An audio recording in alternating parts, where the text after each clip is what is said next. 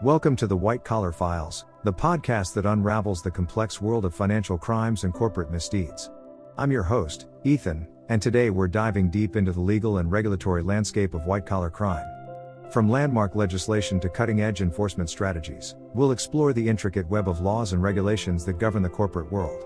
Whether you're a business professional, a law student, or simply curious about how the system works to keep corporate criminals in check, this episode will give you invaluable insights.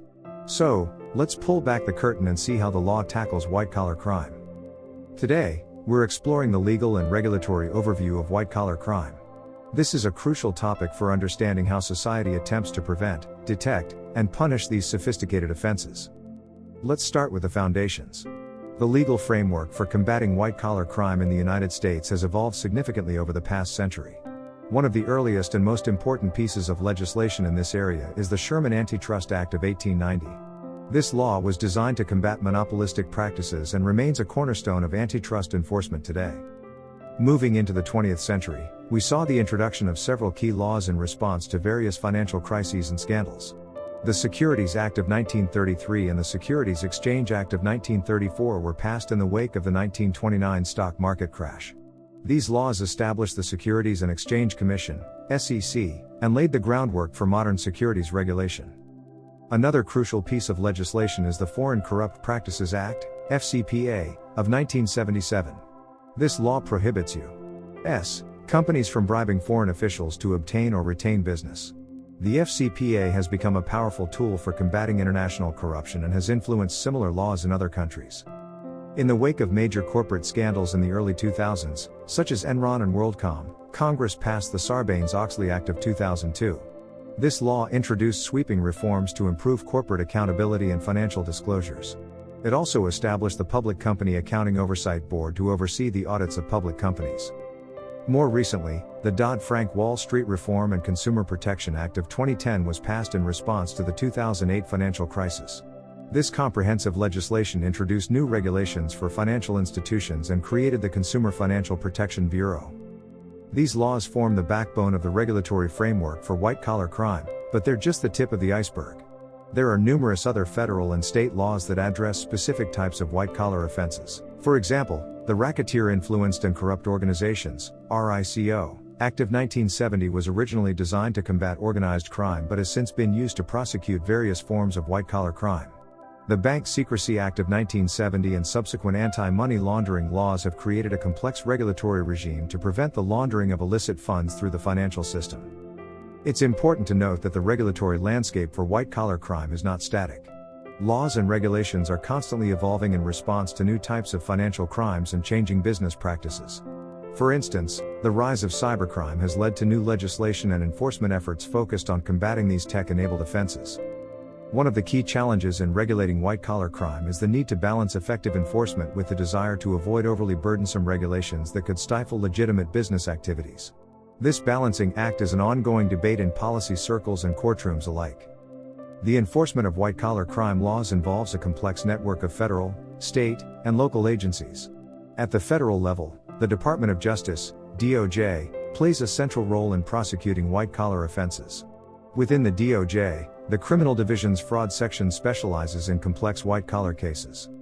Other key federal agencies involved in white-collar crime enforcement include the SEC, which focuses on securities law violations, the Federal Trade Commission, FTC, which addresses consumer protection and antitrust issues, and the Internal Revenue Service, IRS, which investigates tax-related crimes. In addition to these civilian agencies, several law enforcement organizations play crucial roles in investigating white-collar crimes. The Federal Bureau of Investigation, FBI, has a dedicated white-collar crime program, and agencies like the Secret Service and Postal Inspection Service also contribute to these efforts. At the state level, attorneys general and local prosecutors' offices often have units dedicated to white-collar crime. These state-level efforts can be particularly important in addressing offenses that may not meet federal prosecution thresholds. One of the unique aspects of white-collar crime enforcement is the use of both criminal and civil proceedings. Many white-collar offenses can be prosecuted criminally, potentially resulting in fines and imprisonment. However, regulators also have the option to pursue civil enforcement actions, which can lead to monetary penalties and injunctions but not criminal convictions. This dual-track system allows for a more flexible approach to enforcement. In some cases, authorities may decide that civil penalties are sufficient to deter future misconduct and compensate victims, while in other cases, criminal prosecution may be deemed necessary.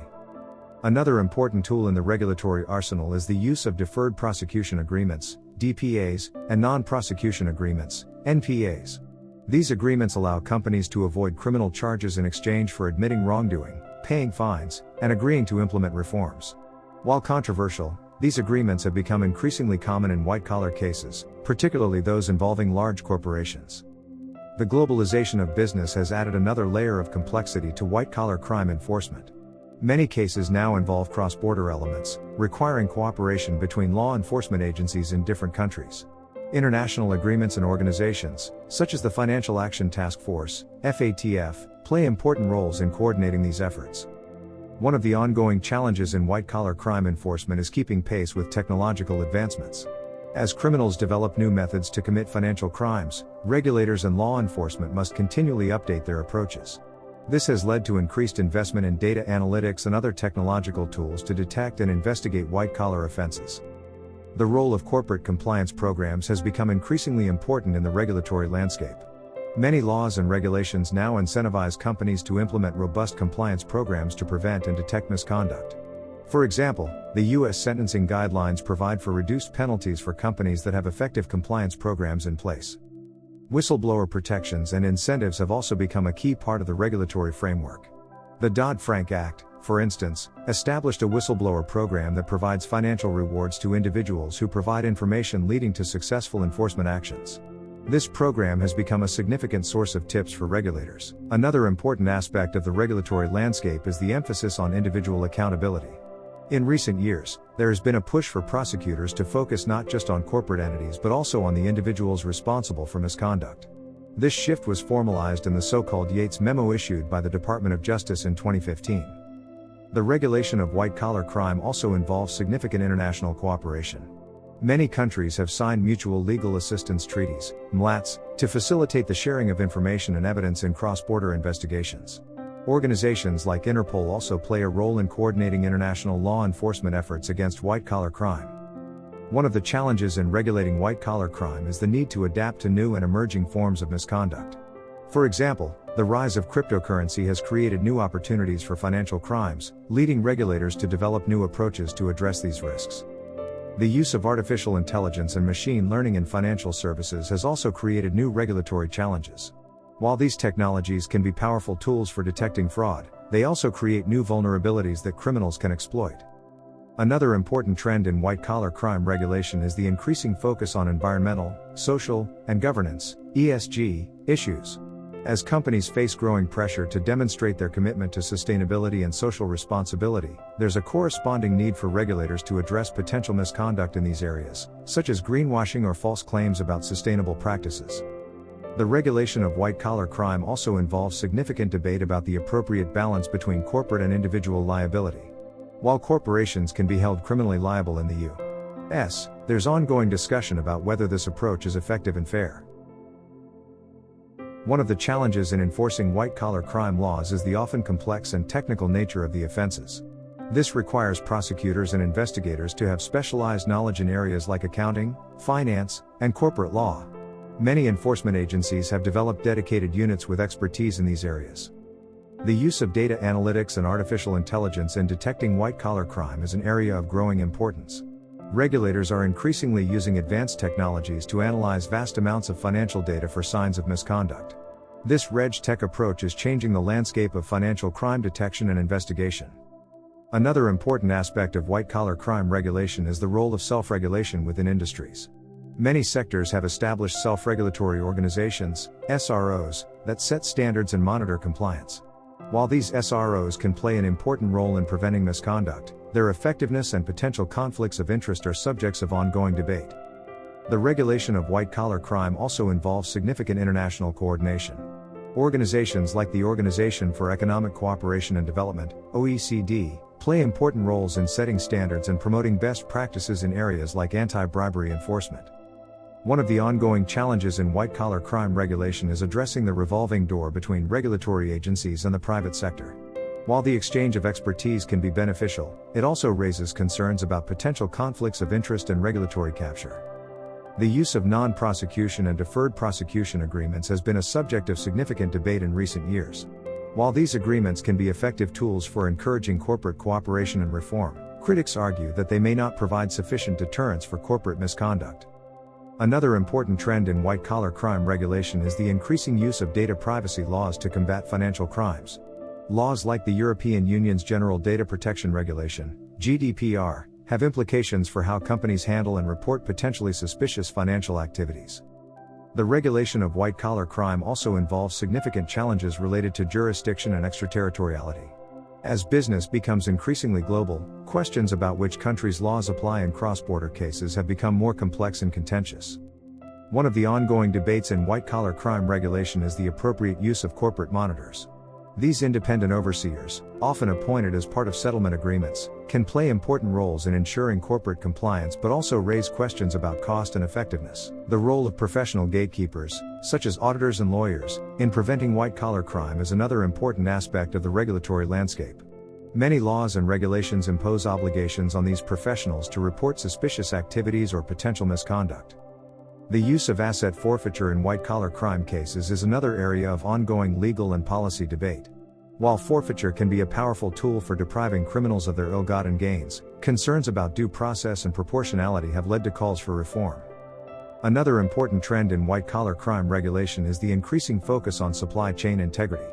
As global supply chains become more complex, regulators are paying more attention to issues like forced labor, conflict minerals, and other ethical concerns in corporate supply chains. The regulation of white-collar crime also involves significant challenges related to digital evidence. As more business is conducted electronically, investigators and prosecutors must grapple with issues related to data privacy, encryption, and the admissibility of digital evidence in court. One of the ongoing challenges in white-collar crime regulation is addressing the potential for regulatory arbitrage. As different jurisdictions may have varying levels of enforcement or regulatory requirements, there's a risk that companies might structure their operations to take advantage of these differences. The use of corporate integrity agreements, CIAs, is another important tool in the regulatory arsenal. These agreements, often used in healthcare fraud cases, require companies to implement specific compliance measures and submit to ongoing monitoring. Another important aspect of white-collar crime regulation is the role of industry-specific regulations. Many sectors, such as healthcare and finance, have their own sets of regulations and enforcement mechanisms designed to address the unique risks and challenges in those industries. The regulation of white-collar crime also involves significant challenges related to the statute of limitations. Given the often complex and long-term nature of many white-collar schemes, there's ongoing debate about the appropriate time limits for bringing charges in these cases. One of the emerging areas in white-collar crime regulation is the intersection with national security concerns. Issues like economic espionage and sanctions violations have led to increased coordination between financial crime investigators and national security agencies. The use of predictive analytics in regulatory enforcement is another area of growing importance. Regulators are increasingly using data-driven approaches to identify potential high-risk areas or entities for investigation. Finally, it's worth noting that the regulatory landscape for white-collar crime is constantly evolving. New laws, court decisions, and enforcement priorities can quickly change the legal and regulatory environment. Staying informed about these changes is crucial for anyone involved in business or finance. In conclusion, the legal and regulatory framework for white-collar crime is a complex and ever-evolving landscape. From foundational laws like the Sherman Antitrust Act to cutting-edge enforcement techniques using artificial intelligence, the system continues to adapt to new challenges. Understanding this framework is crucial not just for legal professionals, but for anyone involved in business or finance. As we've seen, combating white-collar crime requires a multifaceted approach involving various laws, regulatory agencies, and enforcement strategies. While the system is far from perfect, it represents a concerted effort to maintain integrity in our financial systems and corporate world. That brings us to the end of today's episode of the White Collar Files. I hope this exploration of the legal and regulatory landscape of white-collar crime has been as enlightening for you as it has been for me. If you found this episode informative, please don't forget to subscribe to our channel and give us a like. Your support helps us continue to bring you in-depth analyses of the world of white-collar crime. Join us next time as we delve into another fascinating aspect of financial misconduct. Until then, stay vigilant and keep questioning.